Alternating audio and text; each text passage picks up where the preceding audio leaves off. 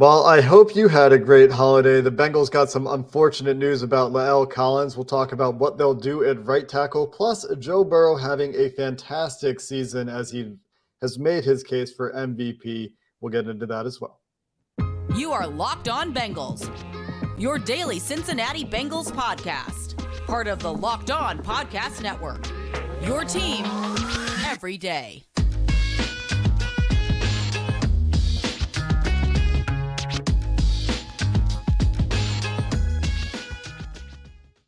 What up, Bengals fans, and welcome to another episode of the Locked On Bengals podcast. I'm your host, Jake Lisco. He's your host, James Rapine. We're part of the Locked On Podcast Network here on Locked On Bengals, bringing you coverage of your team every day, free and available everywhere you get your podcasts and on YouTube. So if you're new to the show, and a lot of you are, I see those numbers ticking up.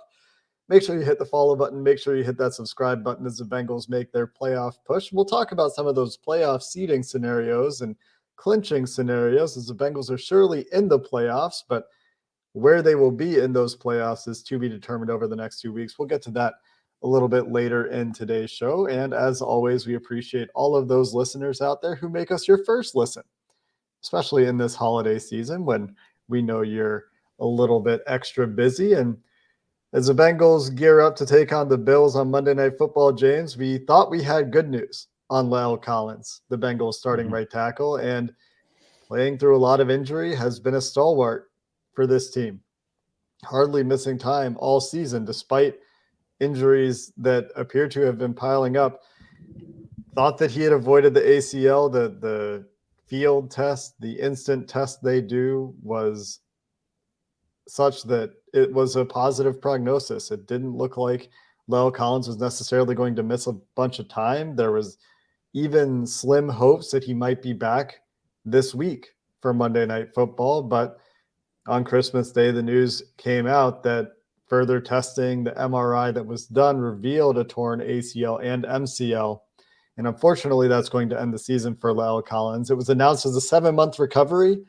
I think that is ambitious, and we'll talk about that a little bit as well. But for now, for this season, the Bengals will have to make do without LC at right tackle, and it'll probably be a lot like what it looks like after he was hurt against the Patriots. Brutal. I mean, one thing that this offensive line has had all season is the continuity of all 5 starters, which is super rare, and we know that. But look, losing La'el Collins, and we talked about it on Saturday night after the game, for all of his faults, and he was not perfect this year, but there's clearly a drop-off.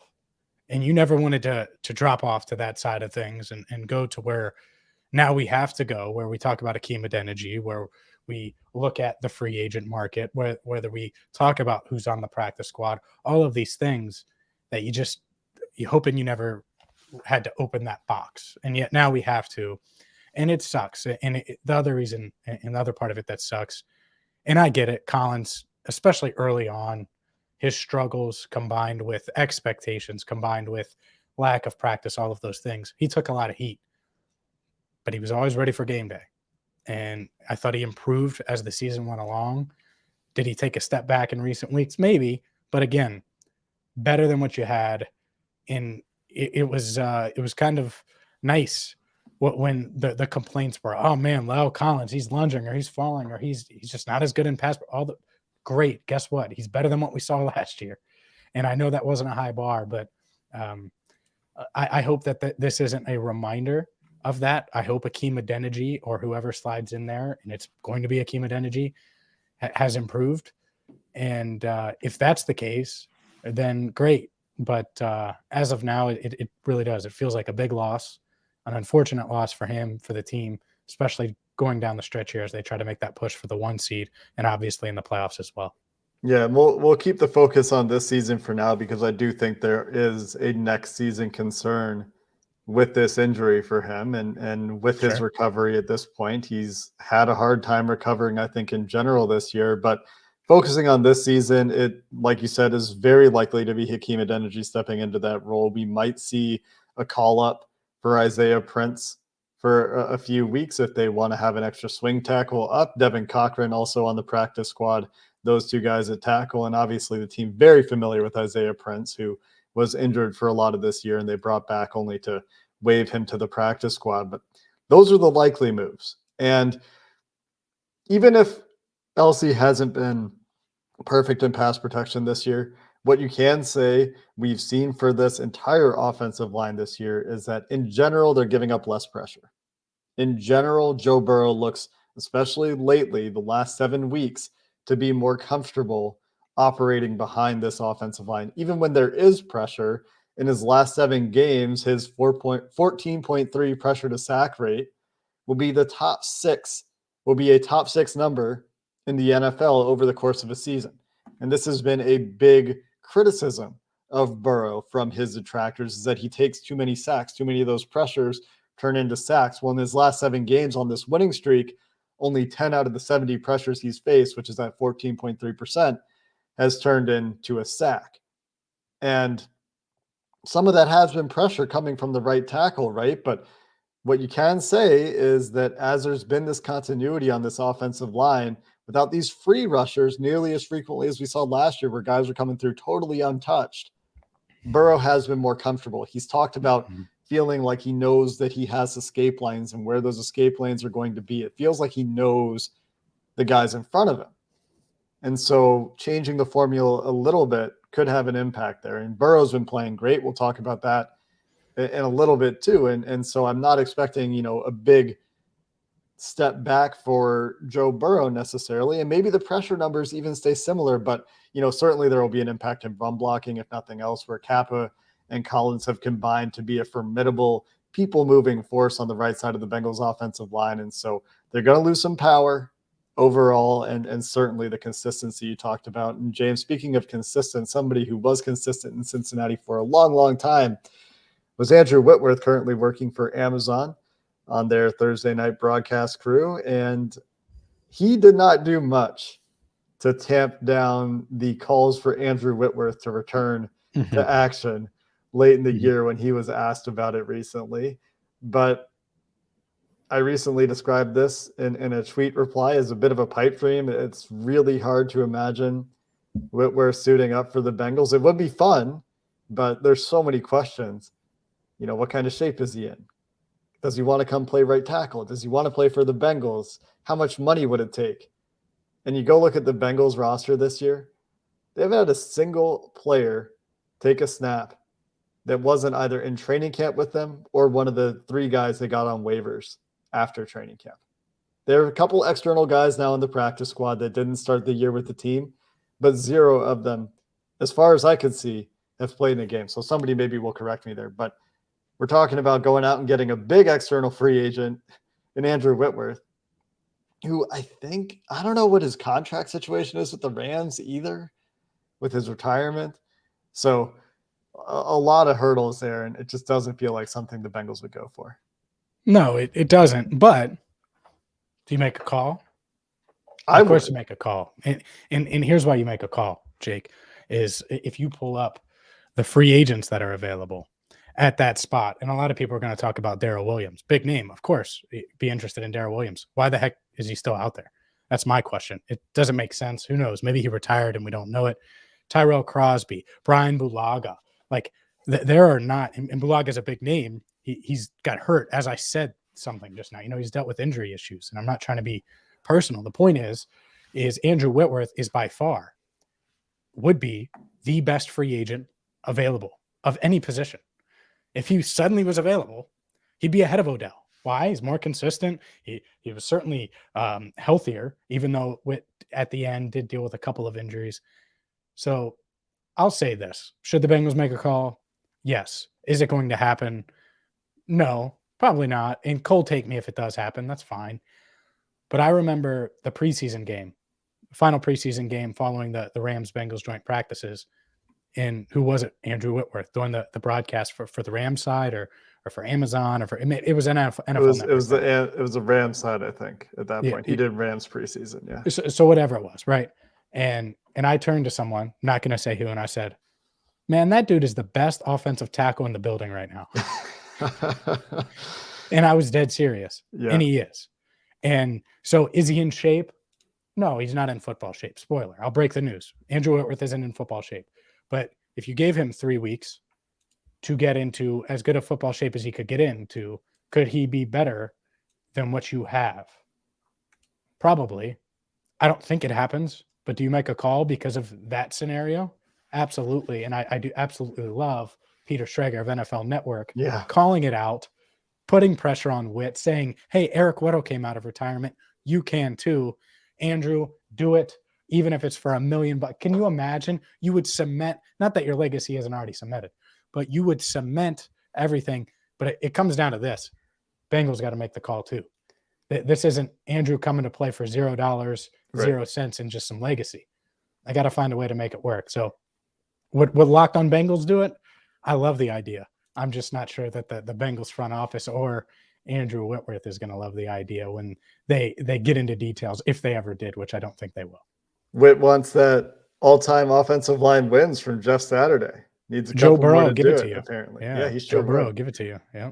And I would make that move. And you have the chance to make moves like that in the mobile game sponsoring this episode, Ultimate Football GM. So if you've ever dreamed of taking Mike Brown's job and running the Bengals for yourself and bringing Andrew Whitworth out of retirement as you manage your football team, well, your dream can come true in Ultimate Football GM. You can manage every aspect of your team, play through the season, and lead your team to glory as you're responsible for hiring the right coaches, trading players, making draft picks, and navigating your franchise through free agency and the draft. All those ups and downs of the season. Set your ticket prices, upgrade your facilities, all the things we're talking about with the Bengals over the last few years. And Locked On Bengals listeners will get a 100% free boost to their franchise when they use the promo code Locked On in all caps right now in the game store. That's Locked On, again, in all caps in the game store. So you can check it out today. To download it, visit ultimate-gm.com or look it up on the App Store. That's ultimate-gm.com.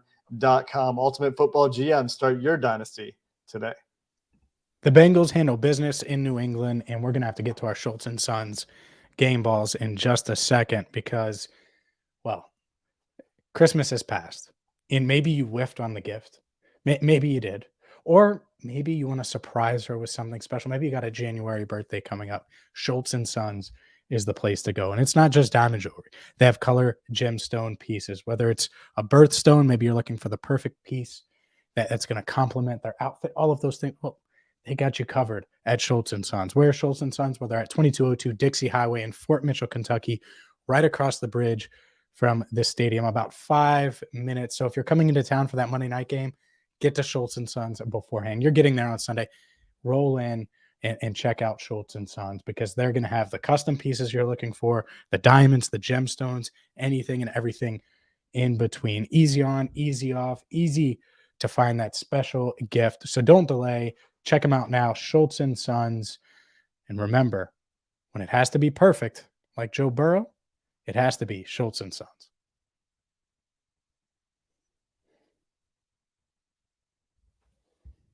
We need to get into how good of a season Joe Burrow is still having, of course. First, you mentioned it, our game ball going all the way back to Saturday as we record this on Monday afternoon. And you could easily give it to Joe Burrow, right? Despite the 2 interceptions and some people thinking that he was making uncharacteristic bad decisions, he had a fantastic game. You go watch the tape, you'll see a number of passes he threw that could have been caught, a number of big-time throws, and really just a one mistake where he and Jamar Chase aren't on the same page on the pick 6. You could also go, and I'm going to go another way. And that way is just for the pure clutch factor of Von Bell forcing that fumble to save the game. And so you could go a lot of directions in this game. There are a number of players that had really nice games. Mm-hmm. And maybe Von Bell didn't have the best game, but he had the most clutch moment to save the win. So to me, James, it would be Von Bell. What do you think? Sure. I mean, it's Joe Burrow. It's Joe Burrow. And yeah, if you want to go the best player route, for sure. No, and look, if they had scored with 1:30 left, let's just say, you going to bet against Joe? Well, but it wouldn't have been 1:30. It would have been like 10 seconds. Sure, with the way things had went. But I'm just saying, if they had scored on that final drive, I would have thought, all right, well, Burrow's going to go back down and get it back. And as bad as the offense was in the second half, not much of that was on him. So I would still roll with Joe Burrow. Plus, not only does he get my Schultz and Sons game ball, but it's a perfect segue into talking about how well he played. Yeah, and it's an easy call to say that Joe Burrow could get a game ball any week. He certainly would get a game ball, especially in the Zach Taylor locker room where numerous game balls are handed out, which is a great motivating tactic, I think. This is 2 years in a row, James, where Joe Burrow hasn't had the best of starts to his seasons. And this is 2 years in a row where Joe Burrow has been coming off of significantly disrupted off seasons, from the ACL rehab before 2021 to the ruptured appendix and appendectomy that took him out of training camp in 2022. He's had a couple of slow weeks to get into both seasons. But you go back and you look, and I did this morning. I went back and I looked in 2021 from week 3 until the end of the season. So they didn't obviously play their starters in week 18 last year. So this is one more game than the same time span this year. Joe Burrow had 525 dropbacks according to PFF. They had him graded at 92.1 overall at the position, at the quarterback position, which ranked first among quarterbacks in the NFL. He had a 91.8 passing grade in that time, which ranked first in the NFL. And overall last year, his passing grade in the regular season finished first in the NFL. In that period of time, he had 34 big-time throws. I think it was 7%, and 12 turnover-worthy throws in that time, just over 2%. 2022, same time period, one less game. Same amount of dropbacks, roughly 521 dropbacks in 2022. The overall PFF grade, 92.1 last year, 92.5 this year. Last year, the passing grade, 91.8, first in the NFL.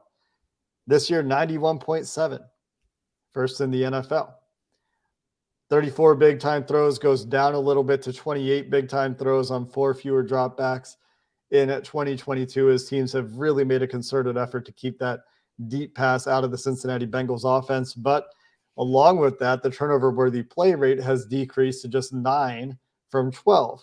And the turnover-worthy play rate overall this year is amongst the best in the NFL. And in that stretch of games, again, after he kind of got his feet under him after those first 2 games of the season, that turnover-worthy play rate, I think, is second best in the NFL, if not best in the NFL.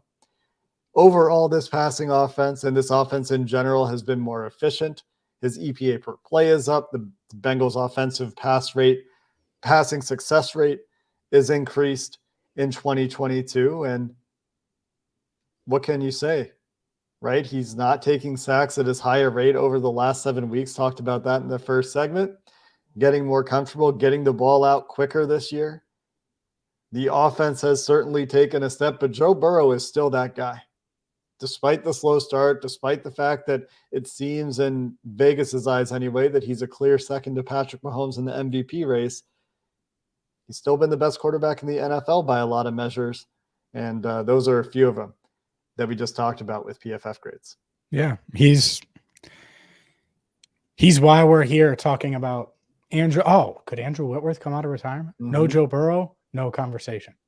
Just among 8,000 other things that he's impacted since he's gotten to Cincinnati. But that's certainly one of them. Also, La'el Collins has to recover from that ACL. At least he gets to do it while he's on a cruise, right, with his lady, because Joe Burrow gifting his offensive line cruises, like, that's awesome. And I just want to shout him out again for that. Look, he's always going to be talked about in that top tier.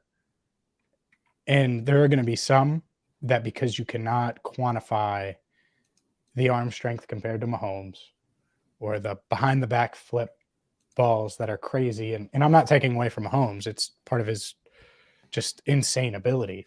But that, or Josh Allen's size and ability to move and throw 75 yards on it, all of those things. Because Burrow might not have the arm of those guys, or that type of, like, wild playmaking ability. Not that he doesn't make plays. I'm not saying that, but he does it in his own way, of course. Some are going to say, we'll see, this or that, or they're going to complain.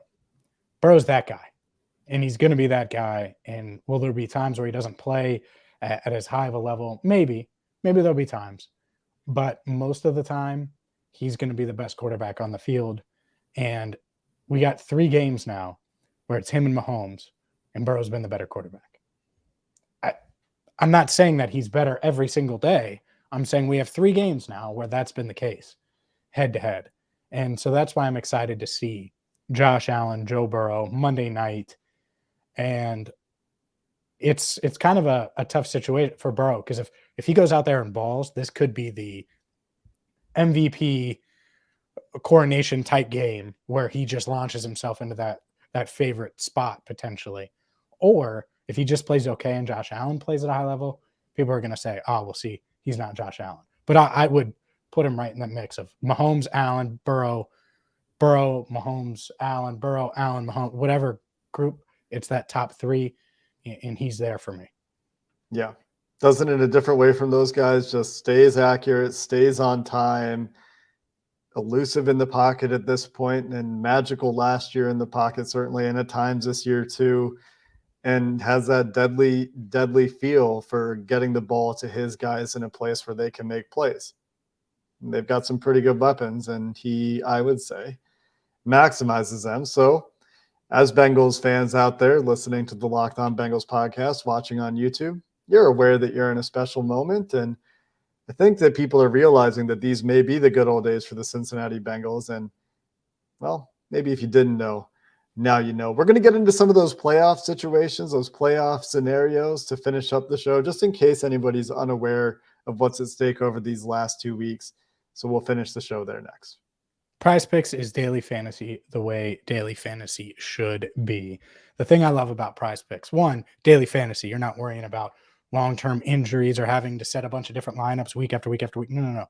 What you do is you pick 2 to 5 players and whether they're going to score more or less than their PrizePicks projections. That's it. And you can win up to 10 times your money on any entry. Entries take 60 seconds or less. There's no competing against other people. It's you versus the projections available. And maybe you want to get in on the action, but you don't want to go the NFL route. You want to go the college football route or the NBA route or insert whatever sport, college hoops. You can do all of those things with PrizePicks. So make sure you check them out at prizepicks.com or the PrizePicks app. And remember, safe and fast withdrawals. It's really easy to get your withdrawals. So check them out and use the promo code LOCKEDON. You'll get a $100 instant deposit match. Or up to $100. So if you deposit 50, you'll get 50. If you deposit 100, you'll get 100. Just deposit 100, get that free 100 with promo code Locked On in the PrizePicks app or PrizePicks.com. Again, don't forget to use promo code Locked On at PrizePicks.com. So the Bengals are in the playoffs, as all of our listeners know at this point. That not really a question right now, but despite having the second best record in the AFC, they could finish anywhere from a 1 seed to a 6 seed, depending on the outcome of the next 2 weeks. And it would take a lot for them to get all the way down to 6. But to win the division, it's really simple. They just have to beat Baltimore. But it could happen before week 18. That game could be only for potentially the 1 seed, depending on what else happens.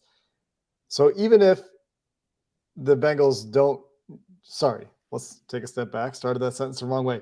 The Bengals do not need to beat the Ravens in week 18 if the Ravens lose to the Steelers this week and the Bengals beat the Bills this week. So obviously you go 1 game at a time, right? You win this week. 1, you keep your hopes of that number 1 seed alive. 2, you keep your hopes of a 2 seed alive, which means that you would hypothetically avoid having to go play in Arrowhead until the AFC Championship game, which the Bengals successfully did last year, by the way. And it wins you potentially the division. But if the Bengals beat the Bills and the Ravens, for whom it is still a question apparently as to whether or not Lamar Jackson will practice, and the Steelers are somehow sitting at 7-8, as they've managed to rattle off some wins against teams not named the Bengals down their stretch, as Mike Tomlin continues to never die with his team in Pittsburgh. Well, there's a lot at stake for the Ravens if they want to keep their hopes alive. They might get a win this week.